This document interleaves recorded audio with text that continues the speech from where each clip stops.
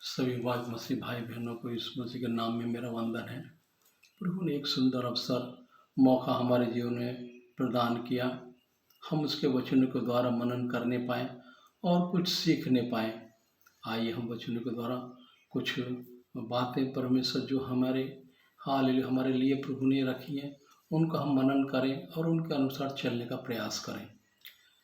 वचन के द्वारा प्रभु सर्वदा हमसे बातचीत करता है, लेकिन कितना हम उसके अनुसार चलते हैं, कितना उसमें हम पढ़ते हैं, वो हमारे विश्वास के ऊपर आधारित है।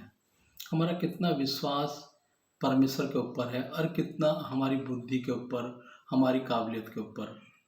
हमारी बुद्धि, हमारी काबिलियत की एक सीमा है, लेकिन प्रभु की कोई सीमा नहीं है। जहाँ हमारी सोच खत्म होती है वहाँ प्रभु वहाँ से कार्य करना शुरू करता है।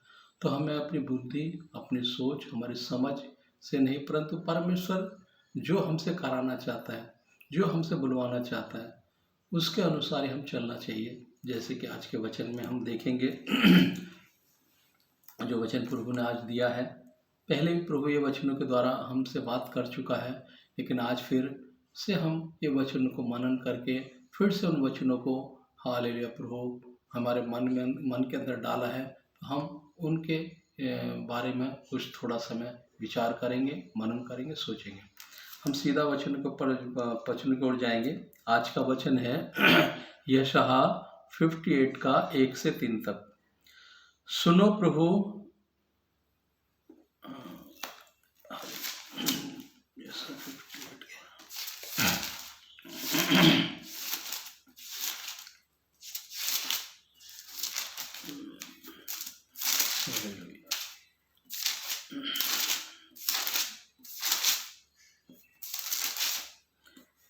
फिफ्टी 58 का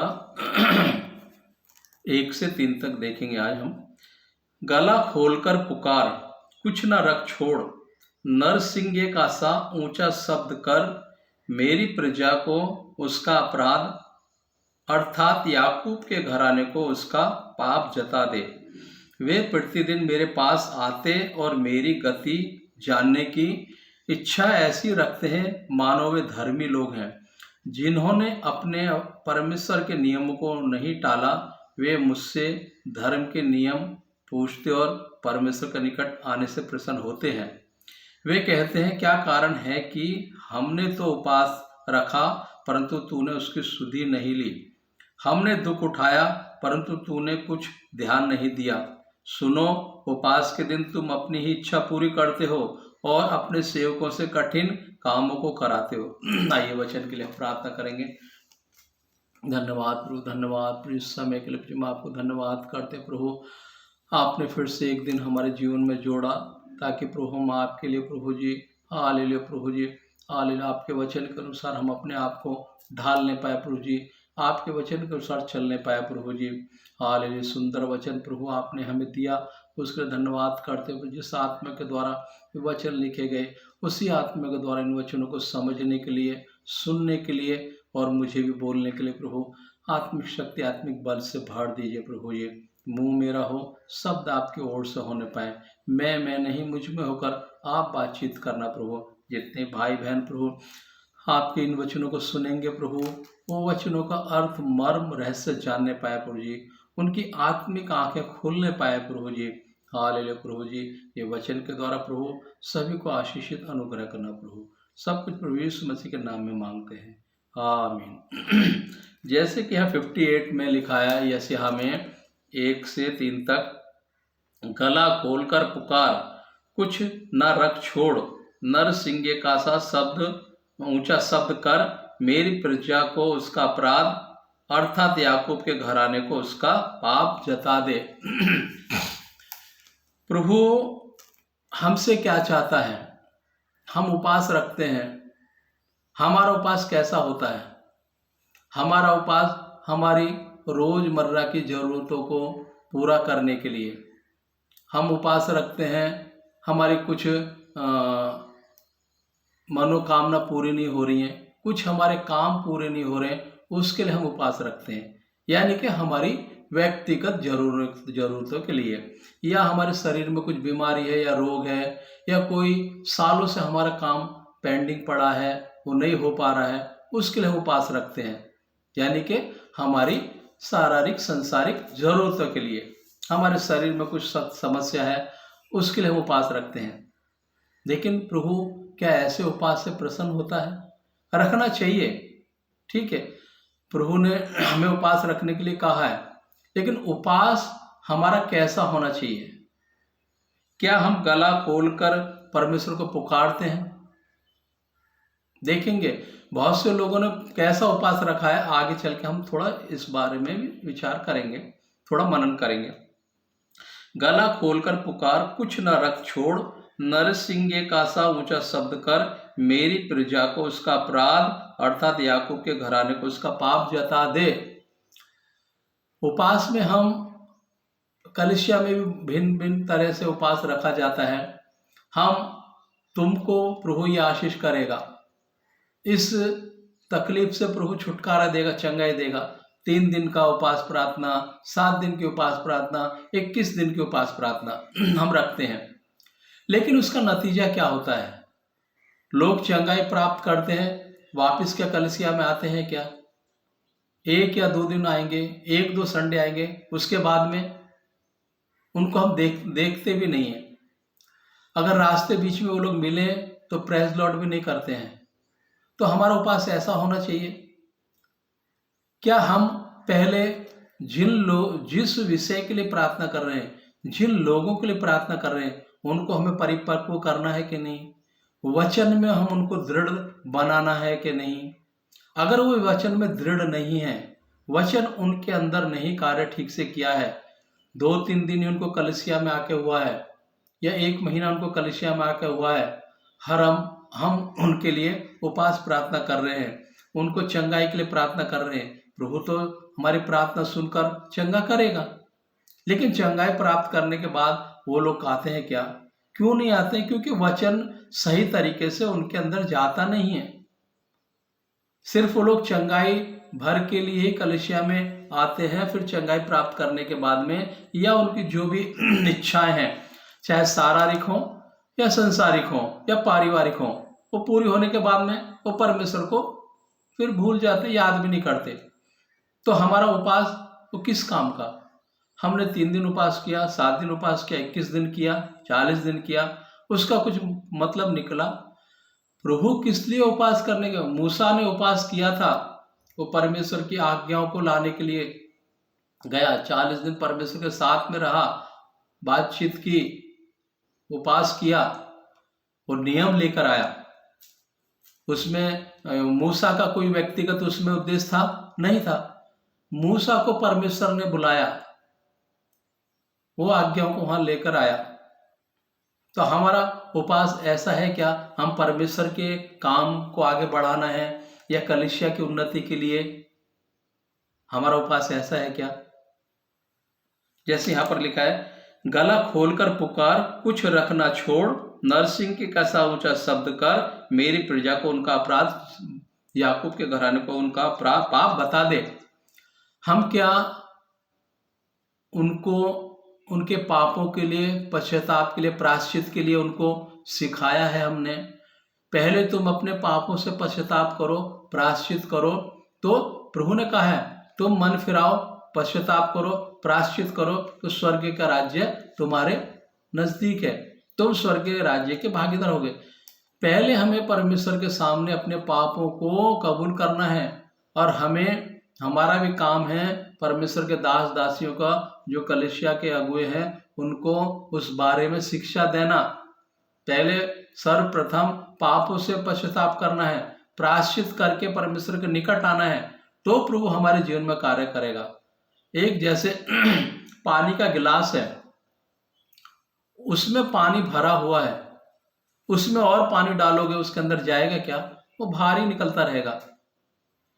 इसलिए हमारे जीवन के अंदर पहले जो चीजें भरी हुई हैं, जो परमेश्वर को ना जानते हमने की हैं, वो पहले हमारे अंदर से बाहर निकलनी है, तो हमारे अंदर वचन जाएगा, तब वो रुकेगा।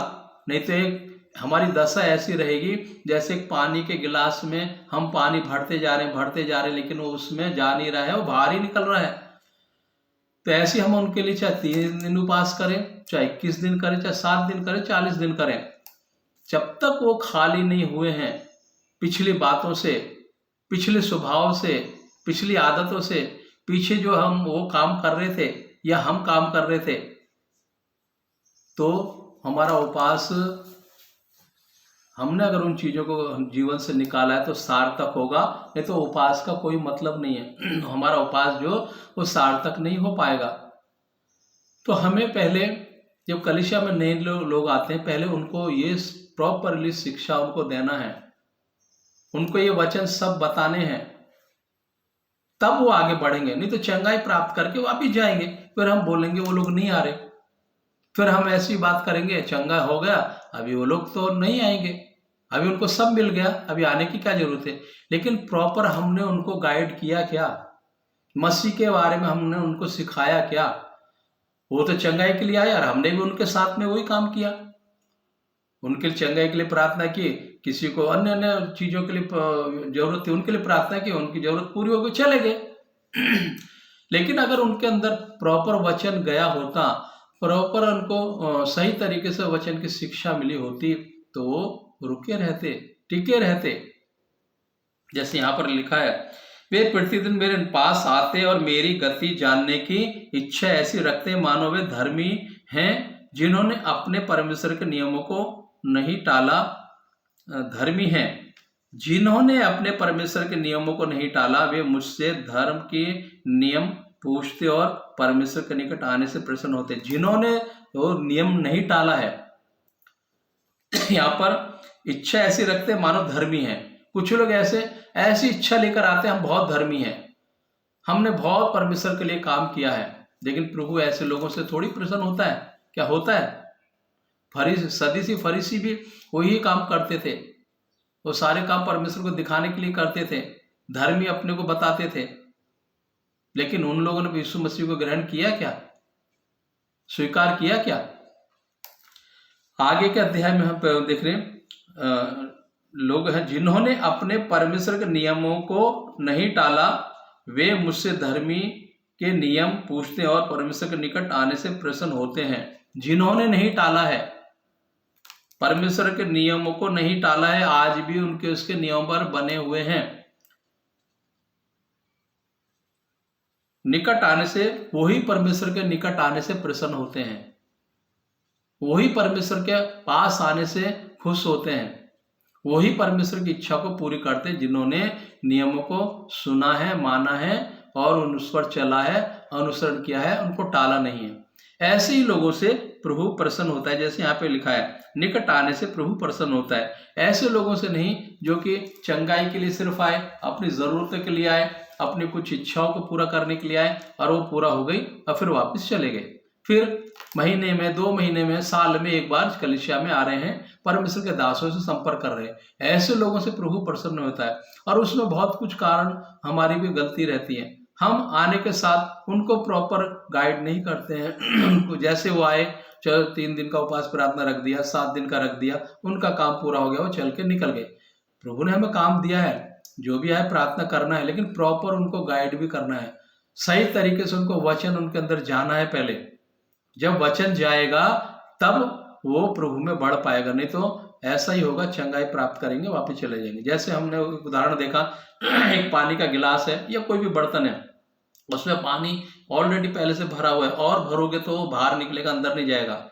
इसलिए पहले हमें वो व्यक्ति के अंदर जो पिछला है उस सबको निकालना पड़ेगा, तब वो निकलेगा, तब वो जो वचन हम परमेश्वर के दास दासी दे रहे हैं, प्रभु दे रहा है, तब वो वचन उसके अंदर जाएंगे। अगर पहले से उसके अंदर कुछ गंदगी भरी हुई है, जब वो बाहर नहीं निकलेगी तो अच्छा कैसे उसके अंदर जाएगा। कब निकलेगा, जब वचन उसके अंदर बोआ जाएगा, वचन की शिक्षा उसको दी जाएगी। जैसे यहाँ पर लिखा है, वे कहते हैं क्या कारण है कि हमने तो उपवास रखा परंतु तूने इसकी सुधि नहीं ली, हमने दुख उठाया परंतु तूने कुछ ध्यान नहीं दिया। सुनो, उपवास के दिन तुम अपनी इच्छा पूरी करते हो और अपने सेवकों से कठिन कामों को कराते हो। उपवास के दिन हम अपनी इच्छा पूरी करते हैं। परमेश्वर का दास 3 दिन उपवास रह के हमारे लिए प्रार्थना करेगा, या कलीसिया उपवास प्रार्थना करेगी, लेकिन वो उपवास में हम किसकी इच्छा को पूरी कर रहे हैं? परमेश्वर की इच्छा को या अपनी को? हम अपनी इच्छा को पूरी कर रहे हैं। हमारी इच्छा पूरी हो गई, खत्म। फिर हम चर्च में आएंगे 1 महीने में, 2 महीने में, 1 संडे आएंगे, 1 संडे नहीं आएंगे। तो ऐसे उपवास से प्रभु प्रसन्न होता है क्या? हम देखेंगे बहुत लोगों ने उपवास किया है और प्रभु ने उनके उपवास के कारण बहुत कुछ परिवर्तन लाए। हमारा उपवास कोई परिवर्तन ला रहा है क्या? कलीसिया में, हमारे जीवन में कोई परिवर्तन हो रहे हैं क्या? क्या देश में परिवर्तन हो रहा है हमारे उपवास से? हम आज ये देखेंगे एक वचन के द्वारा। एस्तेर 3:8 से थोड़ा 10 तक देखेंगे।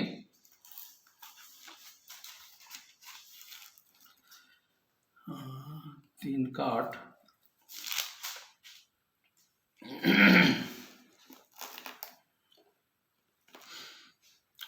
तब हामान ने राजा शेर से कहा, तेरे राज्य के सब प्रांतों में रहने वाले देश देश के लोगों के मध्य में तितर बितर और छिटकी हुई एक जाति है, जिनके नियम और सब लोगों के नियमों से भिन्न है, और वे राजा के कानून पर नहीं चलते, इसलिए उन्हें रहने देना राजा को लाभदायक नहीं है। यदि राजा को स्वीकार हो तो उन्हें नष्ट करने की आज्ञा लिखी जाए, और मैं राजा के भंडारियों के हाथ में राज भंडार में पहुंचने के लिए 10,000 किक्कार चांदी दूंगा। तब राजा ने अपनी अंगूठी अपने हाथ से उतारकर अगागी हमदाता के पुत्र हामान को, जो यहूदियों का बैरी था, दे दी। देखिए यहाँ पर कुछ लोगों के लिए मतलब षड्यंत्र किया जा रहा है। जैसे तब हामान ने राजा शेर से कहा, तेरे राज्य के सब प्रांत में रहने वाले देश देश के लोगों के मध्य में तितर बितर हुई छिटकी हुई जाति के जाति है, जिसके नियम और सब लोगों के नियमों से भिन्न है। वो छिटकी हुई जाति कौन थी? उस राज्य में, शेर से राजा के राज्य में छिटकी हुई जाति कौन थी? यहूदी लोग। यहूदी लोग उसके नियमों को नहीं मानते थे। वहां पर जो कुछ होता था वो नियम को पालन नहीं करते थे। आज भी मसीह लोगों को, मसीह भाई बहनों को बहुत सताया जा रहा है, बहुत ताड़ना हो रही है। ये कुछ लोग हैं जो विश्वास में दृढ़ बने हुए हैं, क्योंकि ये कोई नई बात नहीं हो रही है। हम जैसे चारों बाजू हम देख रहे हैं तो हम कुछ आश्चर्य कर रहे हैं। ये पहले भी हुआ है, आगे भी होगा। अगर ये सब नहीं होगा तो बाइबल सच कैसे साबित होगी? क्योंकि सारी चीजों के बारे में प्रभु ने पहले ही अपने लोगों को आगाह कर दिया है, पहले ही वचन के द्वारा बता दिया है। मुझे स्वीकार करने के द्वारा तुमको ताड़ना मिलेगी, कचहरियों में तुम्हें खड़ा किया जाएगा, यहाँ तक के परिवार के लोग तुम्हारे खिलाफ हो जाएंगे। प्रभु ने स्पष्ट शब्दों में कहा है, कोई छुपा के नहीं रखा है। प्रभु ने पहले से ही हमें बता दिया है। जैसे यहाँ पर लिखा है, तब हामान ने राजा शेर से कहा, तेरे राज्य के सब प्रांतों में रहने वाले देश देश के लोगों के मध्य में तितर बितर हुए छिटकी हुई एक जाति है, जिसके नियम और सब लोगों के नियमों से भिन्न है, और वे राजा के कानून पर नहीं चलते, इसलिए उन्हें रहने देना राजा को लाभदायक नहीं है। आज भी मसीह लोगों का विरोध क्यों कर रहे हैं? क्योंकि हम वचन के अनुसार वो लोग चल रहे हैं, हम चल रहे हैं। तो आज भी बहुत से राज्यों में, बहुत सी जगहों में ताड़ना मिल रही है। तो हम इससे चिंतित होना है नहीं, क्योंकि ये पहले भी हुआ है, आगे भी होगा। लेकिन हमें किन बातों के लिए दृढ़ता से बने रहना है? जैसे यहाँ पर लिखा है, और वे राजा के कानून पर नहीं चलते, इसलिए उन्हें रहने देना राजा को लाभदायक नहीं है। परमेश्वर ने एक वचन में लिखा है, जो तुम्हारे अधिकारी हैं उनके अधीन रहो और उनकी बातों को मानो। उनके अधीन रहने के लिए बोला है, लेकिन किन बातों को मानने के लिए बोला है? जो हमारे मानने लायक हैं, जो वचन के खिलाफ हैं, वचन के अनुसार नहीं है, उनको हम नहीं मानना है। जैसे यहाँ पर लिखा है, जाति जिसके नियम और सब लोगों के नियमों से भिन्न है। उस समय जो वहाँ राज्य था, राजा का नियम था, वो उनके नियम जो थे उससे भिन्न थे, जो उस राज्य में रह रहे थे। हम भी आज इस संसार में रह रहे हैं। परमेश्वर का वचन हमें क्या सिखाता है और संसार हमें क्या सिखाता है? हमें किसको मानना है? परमेश्वर के वचन को मानना है कि संसार के नियमों को मानना है? जैसे यहाँ पर लिखा है लोगों के नियमों से भिन्न है और वे राजा के कानून पर नहीं चलते, इसलिए उन्हें रहने देना राजा को लाभदायक नहीं। षड्यंत्र बना रहे हैं, उनको ये राज्य में नहीं रहने देना है। आज हमने देखा है हमारे राज्य में भी, हमारे देश में भी भिन्न भिन्न जगहों में मसीह लोगों पर उपद्रव हो रहे हैं, उनको सताया जा रहा है। हम कुछ राज्यों को देखेंगे पिछले कई वर्षों से, वहां पर मसीह भाई बहनों को खूब ताड़ना मिल रही है। क्यों? क्योंकि उन्होंने परमेश्वर के वचन को पकड़ा हुआ है, धरा हुआ है। वहां के जो भी लोग हैं उनके खिलाफ वहां पर उनको रहने का मतलब उनकी इच्छा नहीं है। अगर ये लोग रहेंगे तो और भी परमेश्वर का कार्य यहाँ पर बढ़ेगा, क्योंकि ये आज नई बात नहीं है, पहले भी सब हुआ है, आगे भी होता रहेगा। जैसे यहाँ पर 9 वचन में, यदि राजा को स्वीकार हो तो उन्हें नष्ट करने की आज्ञा लिखी जाए और मैं राजा के भंडारियों के साथ में राज भंडार में पहुंचाने के लिए 10,000 किक्कार दे दूंगा। मतलब राजा के भंडार में देने के लिए वो पैसे देने को भी तैयार हैं कि तू ये आज्ञा निकाल दे कि ये राज्य से इनको निकाला जाए, तो हम तुझे इतना इतना पैसा दे देंगे। आज भी मसीह भाई बहनों पे बहुत चीजों के बारे में इल्जाम लगाया जाता है, झूठी झूठी गवाहियों के द्वारा। ये सब पहले भी हुआ है। हम वचन को अगर सही तरीके से देखेंगे तो ये कोई नई बात नहीं है, ये पहले भी हमारे जीवन में सारी बातें हुई हैं। लेकिन आज हमें ये सारी बातों को नजरअंदाज करते हुए वचन के अनुसार चलना चाहिए, वचन के अनुसार आगे बढ़ना चाहिए। जैसे यहाँ पर 10 में हम देखा है, तब राजा ने अपनी अंगूठी अपने हाथ से उतारकर अगागी हम दाता के पुत्र हमान को, जो यहूदियों का बैरी था, दे दी। राजा ने भी उस पर मोहर लगा दी। जैसे आजकल के ज़माने में एक रबड़ स्टैंप बना रहता है, उस पर राजा का नाम, जो हमारे देश के जो अधिकारी, उनका नाम लिखा रहता है, और उनकी मोहर लग गई तो वो पक्का हो गया। उस समय राजा अपने हाथ में अंगूठी पहनते थे और अंगूठी की छाप लगा दी, जिस पर वो कानून पास हो गया। इसलिए हमारा उपास कैसा होना चाहिए, फिर आगे हम देखेंगे थोड़ा एक वचन में, एस्तर 4:12। एस्तर की ये बातें मोदरके को सुनाई, एस्तर की ये बातें मोदरके को सुनाई गई। तब मोदरके ने एस्तर के पास यह कहला भेजा, तू मन ही मन यह विचार न कर कि मैं ही राजभवन में रहने के कारण और सब यहूदियों में से बची रहूंगी। हमारा सोच क्या रहता है, ठीक है वो देश में, वो प्रांत में हो रहा है ना, हम तो सुरक्षित है ना, हमारे साथ में क्यों, हमारे साथ में थोड़ी हो रहा है। लेकिन कल अगर दूसरी जगह में हो रहा है तो आपके यहाँ भी होने में कोई समय नहीं है, कोई देरी नहीं है। प्रभु ने कहा है तू अपने पड़ोसी से अपने समान प्रेम कर। तो प्रेम हम अपना कैसे दिखाएंगे? प्रेम हम अपना ऐसे ही दिखाएंगे ना, अगर पड़ोसी को कोई तकलीफ है तो हम उसकी तकलीफ में जाकर उसको ढाढ़स बंधाना है, जितना हो सके हेल्प करना है। लेकिन हमारा प्रेम ऐसा है क्या? या हम ठीक है वो तकलीफ में हैं, उस राज्य के लोग तकलीफ में हैं, तो हमें उनकी चिंता नहीं करना है। क्या हमारा उपास आज ऐसा है क्या? हम जिन राज्यों में तकलीफ हो रही है, परेशानी हो रही है, उनके लिए हम उपास कर रहे हैं क्या? कलीसिया में हम कलीसिया में उपास कर रहे हैं लोगों की चंगाई के लिए, लोगों के जो निजी उनके व्यक्तिगत कारण है उनके लिए भी करना है, उनके लिए भी करना है। लेकिन साथ साथ हमें हमारे देश के लिए, हमारे राज्य के लिए, राज्य के लोगों के लिए, हमारे देश के अधिकारियों के लिए, उनके लिए भी हमें करना है, ताकि वो ठीक तरीके से जो व्यवस्था है उसको चलाने पाए, जो नियम है उनको लागू करने पाए। क्योंकि यहाँ पर इन लोगों ने देश को ही पलट दिया। जब एस्तर के रानी ने उपवास डिक्लेयर कराया तो राजा को अपनी आज्ञा बदलनी पड़ी। जो लोग उसके विरोध में थे उनको ही वो राजा ने दंडित किया।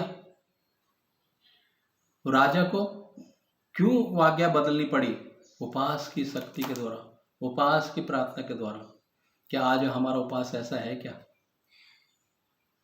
ऐसा उपवास हम कब कर पाते हैं? जब हम परमेश्वर के वचन को सही तरीके से समझ पाते हैं, सीख पाते हैं। जैसे यहाँ पर लिखा है 4:12-16 तक। तब मोदरके ने एस्तर के पास यह कहला भेजा, तू मन ही मन यह विचार न कर कि मैं राजभवन में रहने के कारण और सब यहूदियों में बची रहूंगी, क्योंकि जो तू इस समय चुपचाप रहे तो और किसी न किसी उपाय से यहूदियों का छुटकारा और उद्धार हो जाएगा, परंतु तू अपने पिता के घराने समेत नष्ट होगी। क्या जाने तुझे ऐसे ही कठिन समय के लिए राजपथ मिला है। क्या मालूम प्रभु ने आपको या हमको कोई उद्देश्य से चुना है। अगर हम ये सोच रहे हैं कि नहीं, दूसरे लोगों के ऊपर तकलीफ है तो मेरे तक नहीं आएगी, ये हमारी सोच गलत है। जैसे यहाँ पर लिखा है यहूदियों का छुटकारा और उद्धार हो जाएगा। प्रभु तो उनका उद्धार कर देगा। जैसे यहाँ पर लिखा है, क्योंकि जो तू इस समय चुपचाप रहे तो और किसी न किसी उपाय से यहूदियों का छुटकारा और उद्धार हो जाएगा। उनका तो उद्धार प्रभु किसी न किसी तरीके से कर देगा, लेकिन जब हमारी बारी आएगी तो हमारे लिए कौन खड़ा होगा? परमेश्वर एक सवाल हमसे यहाँ पूछ रहा है, क्या हम ऐसा उपवास कर रहे हैं क्या? ये विषयों के लिए कभी कलीसिया में उपवास का हमने आह्वान किया है क्या? आज हमारे देश के लिए, देशवासियों के लिए हम कलीसिया आह्वान कर रही है उपवास के लिए, 1 दिन के लिए, 2 दिन के लिए, 3 दिन के लिए। अगर नहीं है तो आज से हमने ये सारी चीज़ों के लिए भी उपवास के लिए कलीसिया में आह्वान करना जरूरी है। हमारे देश के लिए, हमारे देश में शांति रहे, हमारे देश में अमन रहे, हमारे देश में खुशहाली रहे, ये सब चीज़ों के लिए भी हमें उपवास करना जरूरी है। जैसे यहाँ पर एस्तर रानी ने उपवास किया, उपवास डिक्लेयर कराया। तब एस्तर ने मोदरके के पास यह कहला भेजा, तू जाकर शूशन के सब यहूदियों को इकट्ठा कर और तुम सब मिलकर मेरे निमित्त उपवास करो। 3 दिन रात ना तो कुछ खाओ और ना कुछ पियो। मैं भी अपनी सहेलियों सहित उसी रीति उपवास करूंगी और ऐसे ही दशा में मैं नियम के विरुद्ध राजा के पास भीतर जाऊंगी और यदि नष्ट हो गई तो हो गई। एस्तर 3 दिन उपवास करके अपने सहेलियों के साथ, हम भी कलीसिया के साथ इस रीति से उपवास कर रहे हैं क्या? जैसे एस्तर रानी, मैं ये सब चीजों को राजा के पास लेकर जाऊंगी उपवास करने के बाद, अगर नष्ट होगी तो हो गई। हम किन चीजों के लिए उपवास करते हैं? हमारी जो जरूरत की चीजें हैं उनके लिए प्रार्थना में रखते हैं, जरूर वो रखना भी है, जरूर है, लेकिन साथ ही साथ हमें ये विषयों के लिए उपवास रखना जरूरी है ना। इसके बारे में हम कलीसिया को बताना जरूरी है ना, नहीं तो वो लोग आएंगे और जाएंगे, चंगाई छुटकारा मिल गया चले जाएंगे। हमारा उपवास ऐसा है क्या? फिर हम लोगों से पूछते हैं, एस्तर रानी का उपवास जो उसने इस तरह से रखा वो सार्थक हुआ क्या? व्यर्थ हुआ? सार्थक हुआ। जो लोग उसके बारे में षड्यंत्र बना रहे थे, प्रभु ने उन्हीं लोगों को जो फंदा उनके लिए लगाया था वही फंदा में वो लोग फंसे। हामान उस फंदे में खुद फंसा जो मोदरके के लिए लगाया था। तो ये किसका प्रभाव था? उपवास प्रार्थना का प्रभाव। आज हमारी उपास प्रार्थना ऐसी है क्या? हमें विचार करना पड़ेगा इस सारी बातों के लिए। एक वचन और हम देखेंगे, इतिहास 20 का 3 से 4। 2 इतिहास 20 का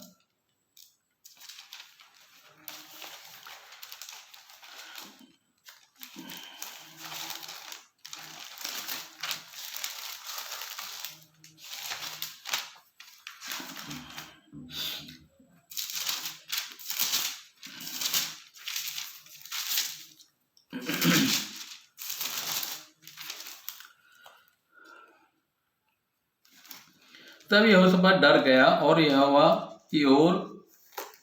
की खोज में लग गया और पूरे यहूदा में उपवास का प्रचार किया। तब यहोशापात डर गया और यहोवा की खोज में लग गया और पूरे देश में उपवास का प्रचार किया। ऊपर के अध्याय में पढ़ेंगे तो क्यों डर गया? वो मोआबियों और अम्मोनियों ने और उसके साथ कई मुन्नियों ने युद्ध के लिए यहोशापात पर चढ़ाई की। कई राजा मिलकर उसके ऊपर चढ़ाई कर रहे हैं। तब लोगों ने अगर इस बात को बता दिया, ताल के पार से एदोम देश की ओर से एक बड़ी भीड़ तुझ पर चढ़ाई कर रही है। तब उसने 3 वचन में हम पढ़ते, तब वह डर गया और यहोवा की खोज में लग गया। क्या हम यहोवा की खोज में आज लगे हैं? हम इसलिए उपवास रख रहे हैं कि प्रभु की खोज के लिए, प्रभु हमारे जीवन में कार्य करना चाहिए, या प्रभु की खोज में हम आगे बढ़ना चाहिए, प्रभु के वचन में आगे बढ़ना चाहिए। हम उसमें ऐसा उपवास हमारा है क्या? जैसे यहाँ पर 3 का 4 तक हम देखेंगे। अत यहूदी यहोवा से सहायता मांगने के लिए इकट्ठा हुए, वरन वे यहूदा के सब नगरों में यहोवा से भेंट करने को आए। यहूदी से यहोवा से सहायता मांगने के लिए इकट्ठे हुए, वरन वे यहूदा के सब नगरों में यहोवा से भेंट करने को आए। जब वो लोगों को कोई उपाय नजर नहीं आया, तब वो यहोवा के से सब परमेश्वर ने उन्होंने सहायता मांगी। तो प्रभु ने उनकी सहायता की क्या? नहीं, प्रभु ने उनकी सहायता की। मांगने के लिए इकट्ठा हुए, वरन वे यहूदा के सब नगरों से यहोवा से भेंट करने आए। सब जगहों से इकट्ठे हुए। क्या हम ऐसा आह्वान करते हैं कि सब लोग कलीसिया में के इकट्ठा होकर ये विषय के लिए हम प्रार्थना करें? हम उपवास के समय कोई विषय हमने रखा है? कोई विषय के लिए हम प्रार्थना कर रहे हैं क्या? अगर हम ऐसा विषय रखकर प्रार्थना करें तो प्रभु जरूर सुनेगा। जैसे यहाँ पर हम देख रहे हैं, इन्होंने विषय लेके प्रार्थना किया, जो राजा उनके ऊपर चढ़ाई करके आ रहा था, जैसे एस्तर रानी ने, और प्रभु ने वो सारी प्रार्थना को सुना और उसका उत्तर दिया। आज अगर हमारा उपवास ऐसा है तो प्रभु जरूर सुनेगा। एक वचन और हम देखेंगे, यिर्मयाह 2 का 10 से।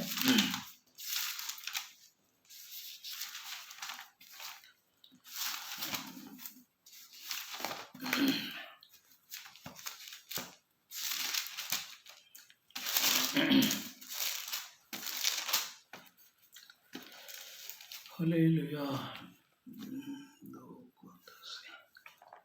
2 का 10 से 11 तक थोड़ा देखेंगे, 10 और 11। कित्तियों के द्वीपों में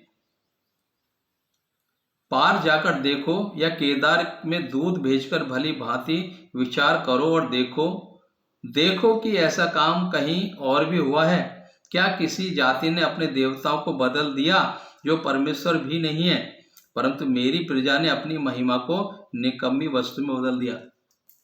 प्रभु बोला है, जाकर देखो, दूसरे लोग हैं जिनकी वो आराधना कर रहे हैं, क्या उन्होंने उनको बदला है क्या? लेकिन जो प्रभु की प्रजा है उसने उनको बदल दिया। इजरायली जब मिस्र से आ रहे थे तो उन्होंने एक मूर्ति का पुतला बना के उसकी आराधना की, सच्चे परमेश्वर को छोड़ दिया। लेकिन दूसरे लोगों ने क्या छोड़ा? क्या? जैसे यहाँ पर 10 में लिखा, कित्तियों के द्वीपों में पार जाकर देखो, क्या केदार में दूध भेजकर भली भांति विचार करो और देखो कि ऐसा काम कहीं और भी हुआ है क्या किसी जाति ने अपने देवताओं को बदल दिया जो परमेश्वर भी नहीं है? क्या उन्होंने बदला है क्या?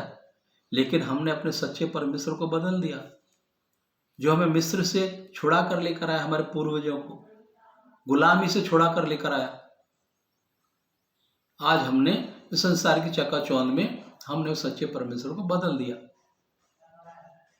क्या हमारा जीवन ऐसा है? हमारा उपास इस तरह का है क्या? एक वचन और हम देखेंगे, यिर्मयाह 8 का 11-12।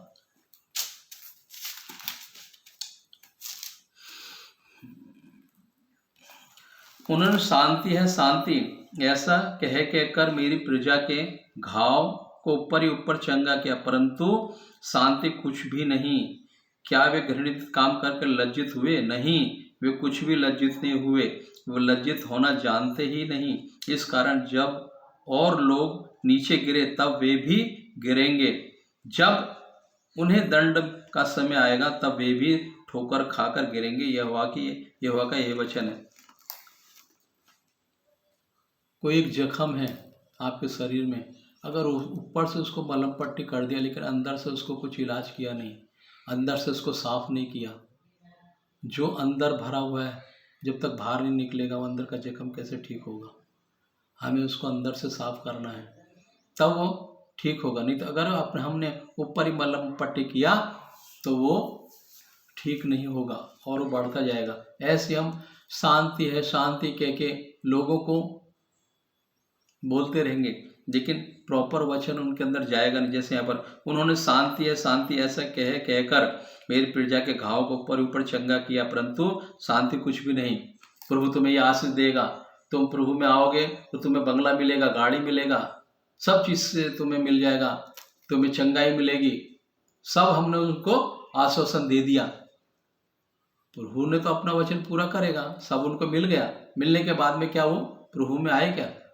क्या उनको जो शांति मिलनी चाहिए थी मिली? एक घर की प्रार्थना की, फिर उनको शांति मिली क्या? नहीं। दूसरे घर के लिए फिर दूसरे बार प्रार्थना के लिए आपके पास आए वो, या हम गए किसी के पास, तो शांति कहाँ है? हमें जितना मिलता गया क्या हम उससे संतुष्ट हुए क्या? या हमारे मन में शांति आई क्या? अगर हम ऐसा लोगों को बोल रहे हैं तो हम धोखे में खुद भी हैं, दूसरों को भी धोखे में रख रहे हैं।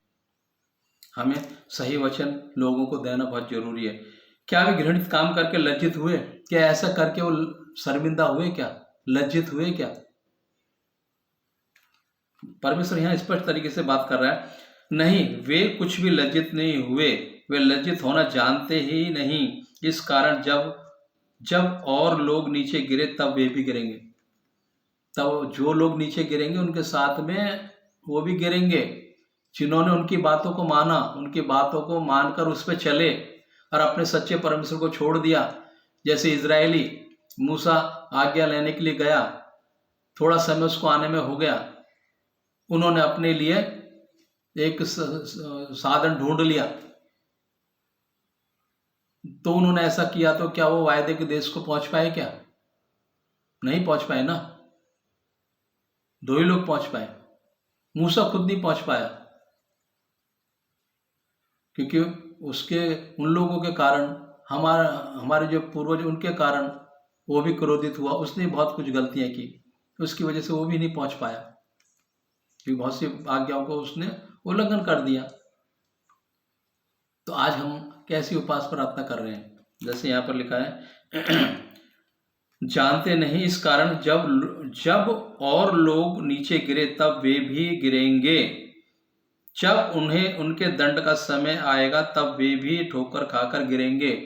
जब परमेश्वर के सामने उनका न्याय होगा तो हमारा भी होगा।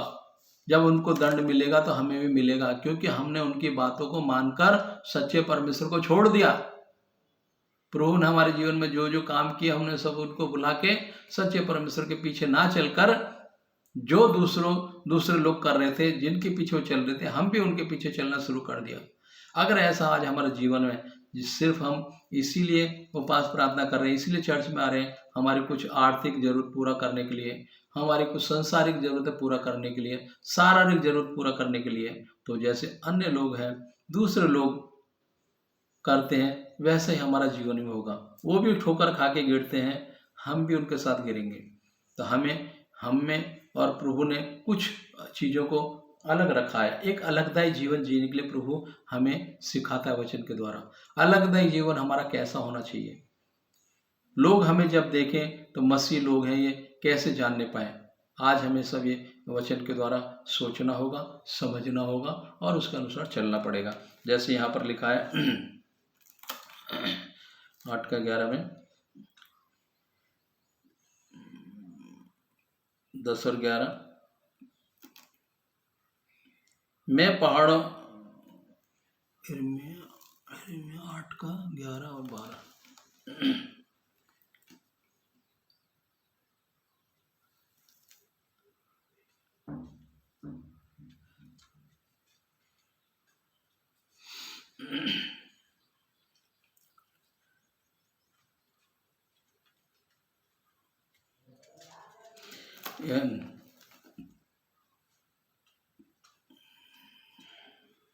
मैं यरूशलेम को खंडर बनाकर कीदड़ों का स्थान बनाऊंगा और यहूदा के नगरों को ऐसा उजाड़ दूंगा कि उनमें कोई ना बसेगा।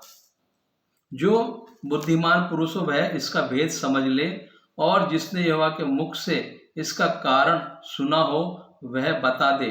देश का नाश क्यों हुआ, क्यों वह जंगल के समान ऐसा जल गया कि उसमें से कोई नहीं, उसमें से होकर कोई नहीं चलता। देखिए यहाँ 12 वचन में इस पर लिखा, तो जो बुद्धिमान हो वह इसका भेद समझ ले, और जिसने यहोवा के मुख से इसका कारण सुना हो वह बता दे। देश का नाश क्यों हुआ, देश में क्यों ये सब चीजें घटित हो रही हैं। अगर प्रभु हमें बता रहा है तो हमें बताना है लोगों को। देश का नाश क्या हुआ, क्योंकि वह जंगल के समान ऐसा जल गया कि उसमें से होकर कोई नहीं चलता। आज हमें परमेश्वर के इन वचनों को लोगों तक पहुंचाना है, ताकि हमारा देश एक खुशहाल देश होने पाए, हमारे घर परिवार खुशहाल होने पाए, कलीसिया खुशहाल होने पाए। जो चीज़ें हम जानकर भी कर रहे हैं, अनजान कर भी कर रहे हैं, जो अनजान कर रहे हैं, आज हमें उन चीज़ों को सुधार करना है, उन चीज़ों को, उन बातों को अपने जीवन से दूर करना है। परमेश्वर ने ये वचन के द्वारा हम सभी से बातें की। प्रभु ये वचन के द्वारा सभी को आशीष करे, ये वचन अधिक से अधिक लोगों तक पहुँचने पाए, उसके लिए आप इन वचनों को अधिक से अधिक अपने नज़दीकी लोग, मसीह भाई बहनों तक इनको शेयर करना, ताकि और भी लोग ये वचन के द्वारा आशीषित होने पाए। वचन के द्वारा प्रभु सभी को आशीष करे। छोटी सी प्रार्थना करेंगे। धन्यवाद प्रभु, धन्यवाद प्रभु, धन्यवाद इस समय के लिए। मैं आपको धन्यवाद करते हैं प्रभु जी, ये सुंदर समय आपने हमें दिया, उसके धन्यवाद करते हैं प्रभु जी। ये वचन के द्वारा प्रभु आपने बातचीत की, उसके धन्यवाद करते हैं प्रभु। जिन जिन कानों तक ये वचन पहुँचे प्रभु उनके मनों को आप परिवर्तित करना प्रभु, सच्चे परमेश्वर को, सच्चे खुदा को जानने पाए। जैसे कि वचन में आपने कहा है, मार्ग सत्य जीवन में ही हूँ, तुम सत्य को जानोगे, सत्य तुम स्वतंत्र करेगा। प्रभु आज प्रभु जरूरत है उस सत्य को जानने की प्रभु, उस सत्य पर चलने की प्रभु जी। हालेलुया प्रभु जी। जो लोग प्रभु आज वो सत्य को न जान पाए प्रभु और अंधकार में चल रहे हैं प्रभु जी, नाश की ओर बढ़ रहे हैं प्रभु, आप प्रभु जी आपका वचन, ओ प्रभु जी सत्य वचन उन तक पहुंचने पाए और उनका जीवन परिवर्तित होने पाए, नाश होने से बचने पाए। हालेलुया प्रभु जी। ये वचन के द्वारा सभी से बातचीत करना प्रभु जी। हालेलुया प्रभु जी। हाले प्रार्थना विनती करते हैं प्रभु जी। हाले कोई गलती हुई हो प्रभु जी, मुंह के द्वारा कोई गलत शब्द निकले हो प्रभु, वचन कोई गलत बोले हो प्रभु, क्षमा करना प्रभु जी। हालेलुया प्रभु जी। छोटी सी प्रार्थना आपके चरणों में रखते हुए प्रार्थना यीशु मसीह के नाम में मांगता हूँ प्रभु जी। आमीन। Thank you Jesus. Praise the Lord. Yeshu जल्दी। आमीन आमीन।